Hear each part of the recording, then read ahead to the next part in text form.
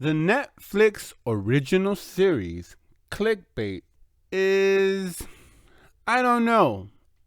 After watching episode 1 titled The Sister, well, before I get into my review, if you have not yet seen this series, consider this your spoiler warning so you don't, get it spoiled, because I will be talking spoilerish things about this limited series, as it will.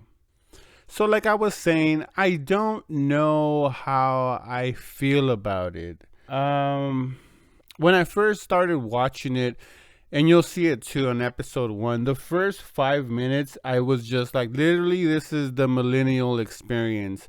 Whether it be from women or from men, it's pretty much that. Hey, they're in their own little world, they party, they try to hook up, they don't, they go home, they do things to themselves, get a little snack, and then end up watching, YouTube videos the whole night.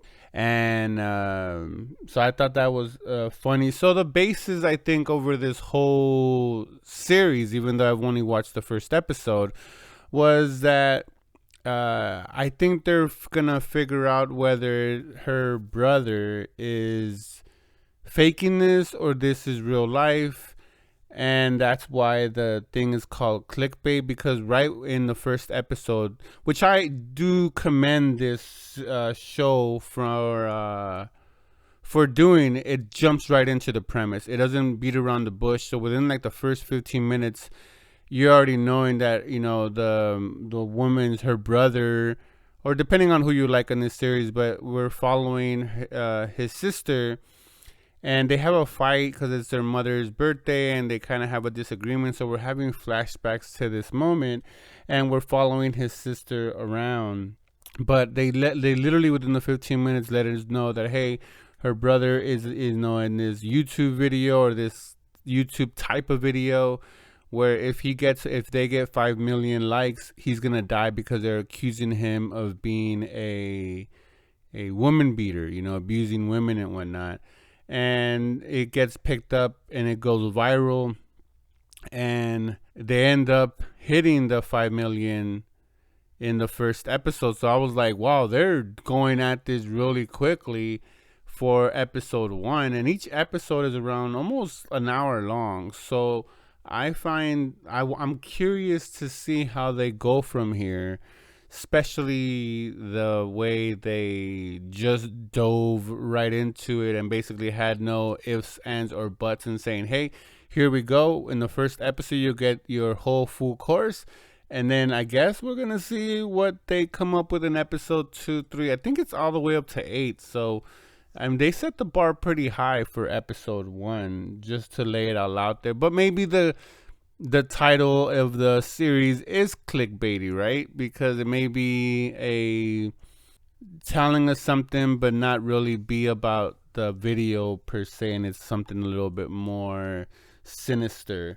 But anyways, I thought the acting was kind of bad for some of these actors. I'm not familiar with none of them except for the brother that you guys will all know him from.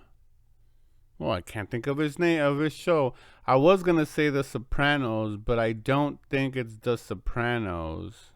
You'll recognize him from Entourage, and that's really the only one I remember.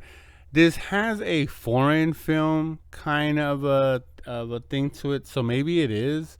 They talked about Macedonia in the first one, that I guess the server or something was coming off of Macedonia. So, but yeah, I don't recognize anyone besides him from this series. And the acting is, he's doing great as far as the one scenes that we have him for. But the other ones, some of them are overacting, some of them are underacting. And it might be part of the plot, I just don't know. But for me, just looking at the first episode, it was, like I said, it was kind of bad. Again, it's an interesting premise if it continues with that. Like I said, I'm a little bit worried given the fact that I watched the first episode and I already kind of know the whole thing, at least from what it seems like it. So I'm It's an interesting premise, but I'm curious where they're gonna take it after they divulge everything on the first episode to see where they're gonna take it. Maybe into like this murder mystery kind of a thing if he does get killed, or if he does get rescued, we'll find out. And then the one thing or the last thing that I'll say is the different cameras that they're using.